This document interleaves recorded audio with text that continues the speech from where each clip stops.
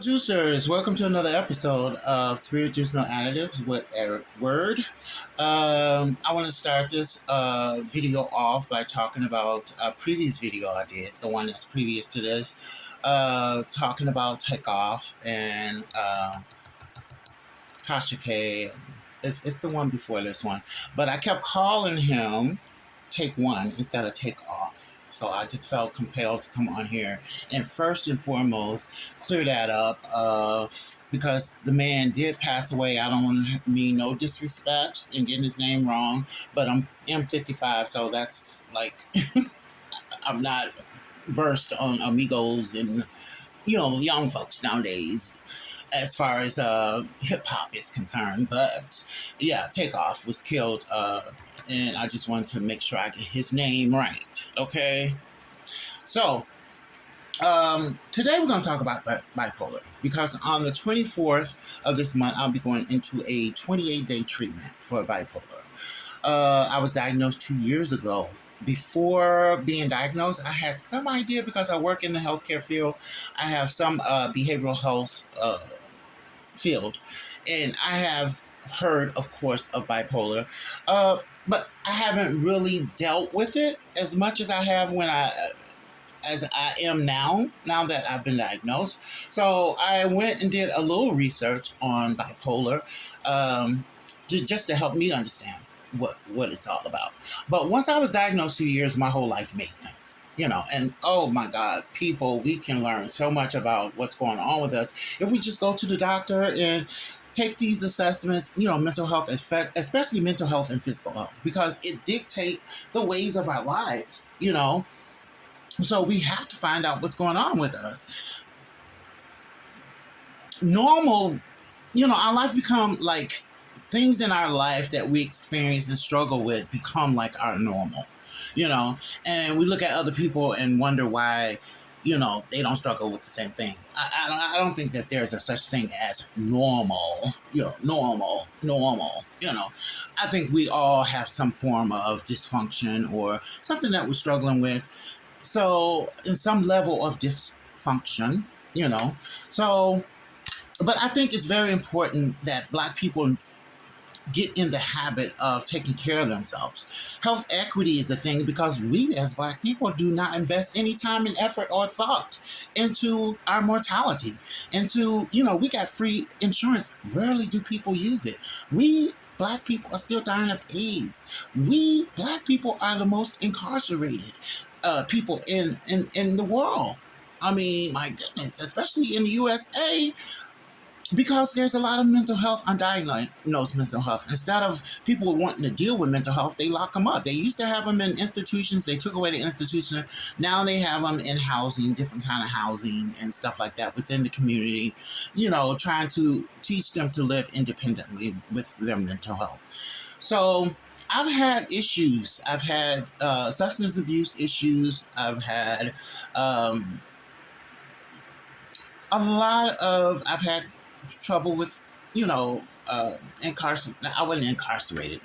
I had like run-ins with the law, because of behavioral issues. And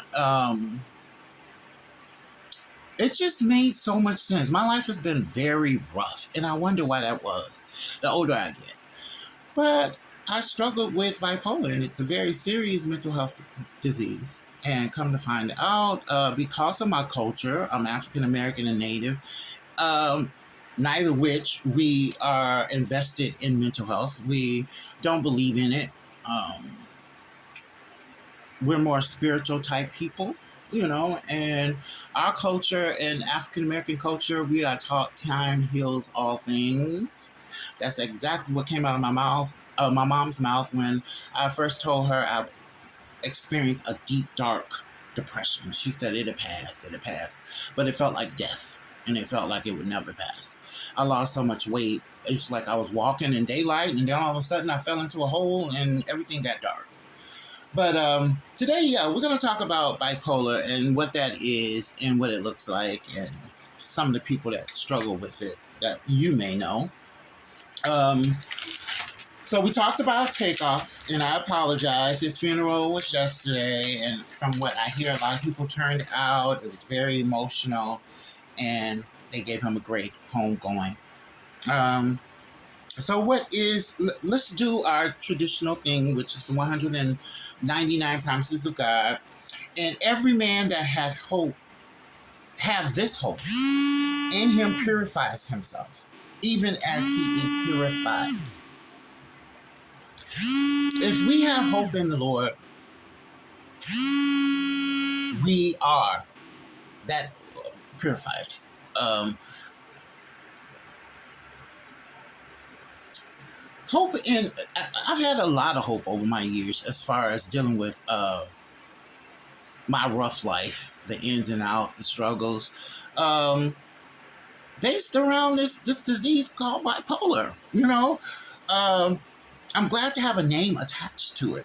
But even though that we go through things, and if we have hope in the Lord, then we are purified. That is the right place to have hope in. Getting hope, having hope in people and things of this world is not going to benefit you in your efforts to be pure, to be purified.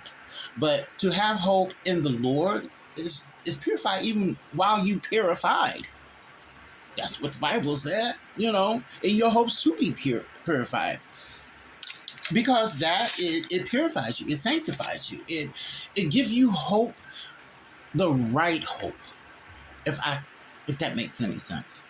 But anywho, let's move on to today's topic. And it's been hope that got me through these last 55 years. And it's just now in my mid years that I'm finding out that I had this disease all along. So it made a lot of stuff make sense. And why I haven't gotten much further along in my life. Because I was on the same track as my people from high school. I graduated high school, I went to college, and I had the intention of having a career, a family, and all of those things. And somehow I got derailed after I graduated high school. I left college my second semester junior year because of financial issues, but I wasn't able after that point to pull it together. For a long time, I was just in and out of everything as far as careers and interest in the world and trying to just find something to make me happy. Because most of my life, I haven't been happy. Most of my young pictures that I took as a child, I have a very sad look on my face. I'm rarely smiling. On some of the pictures, I'm actually crying, and I was like, what was wrong with me at that age, But it's one particular picture in particular that comes to mind when I think about, the sadness I experienced over my life. It was a Christmas picture, and me and my mom and my brothers and sisters were in front of the Christmas tree, and I was the only one that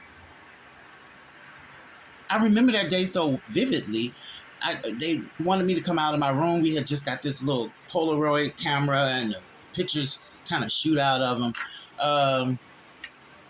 And they called me out of the room to take a picture, and I had been in my room crying for hours for no reason, probably. Now that I think about it, I was just unhappy. An unhappy kid, always.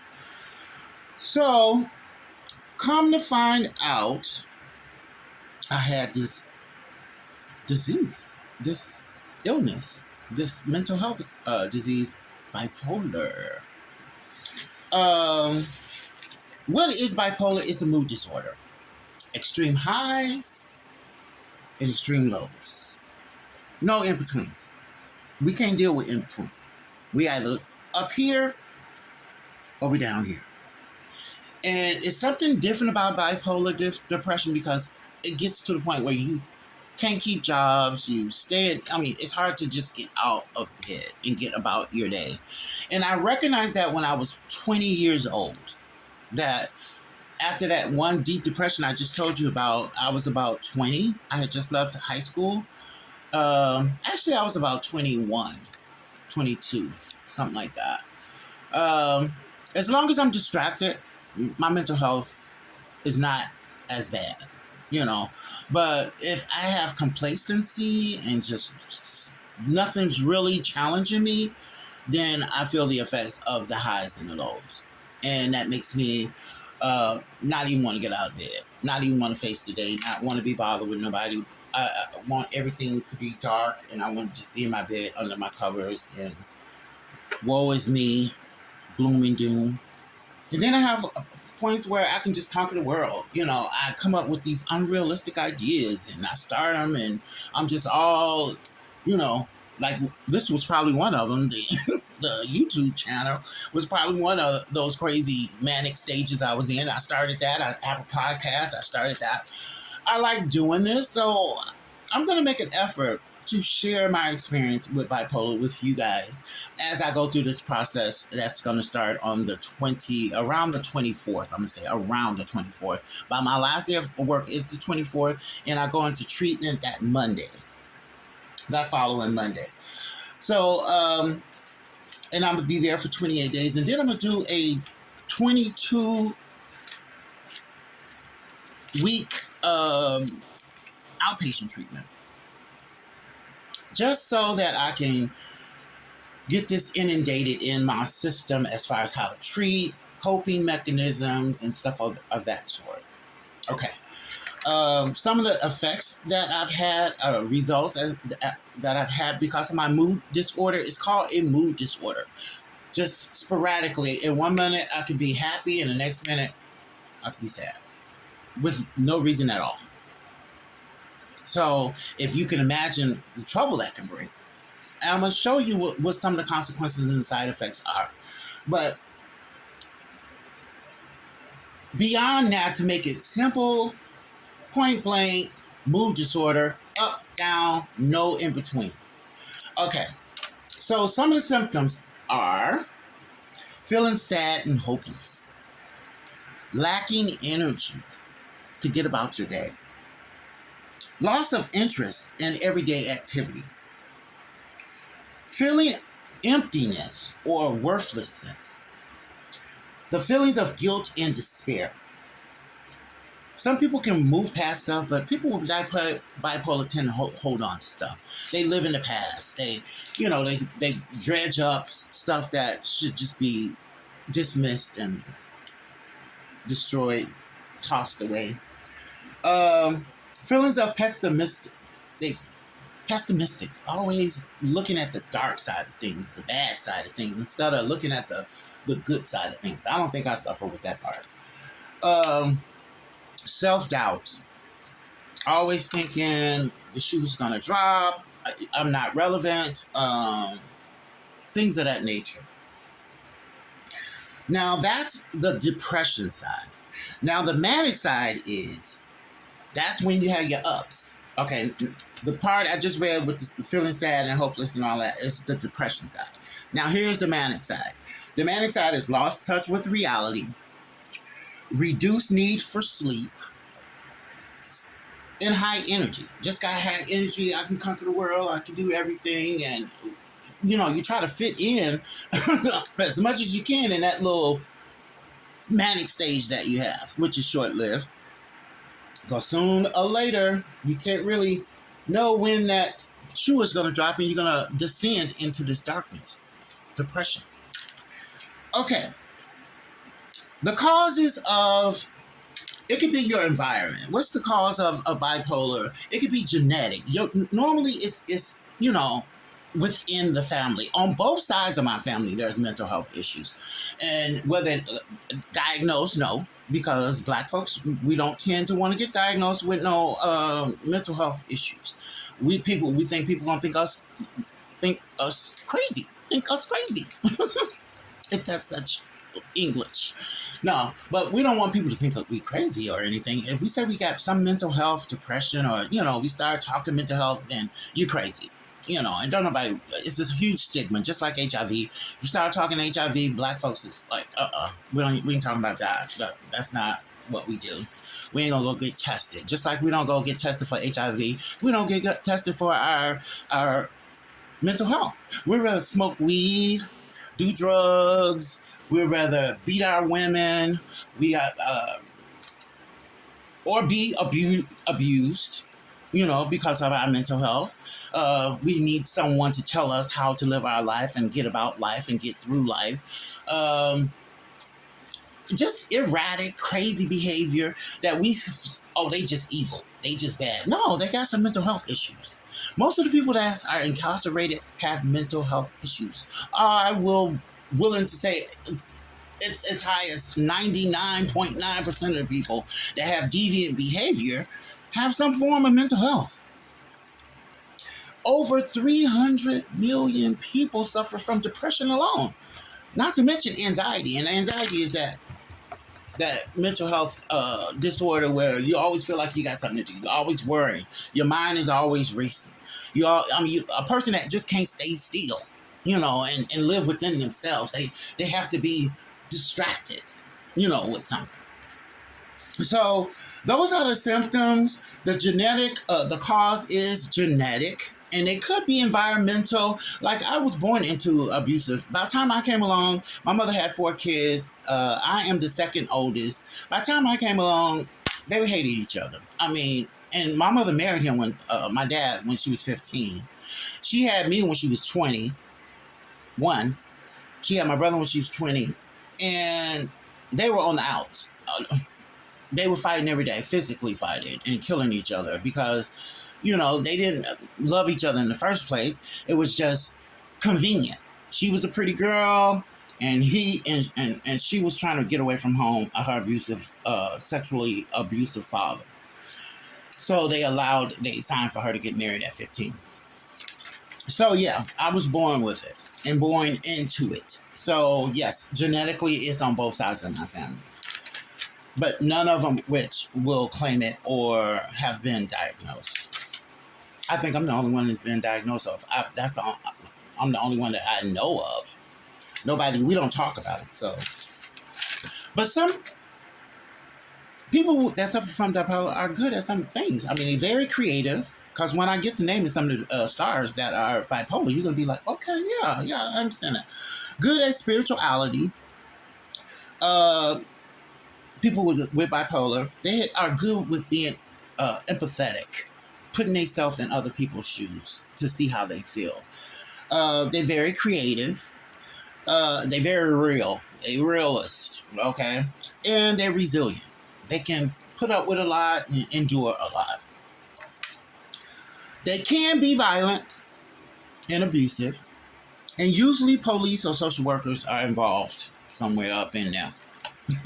So, yes, I was born with it. Like I said, 300 million people are affected by depression and anxiety.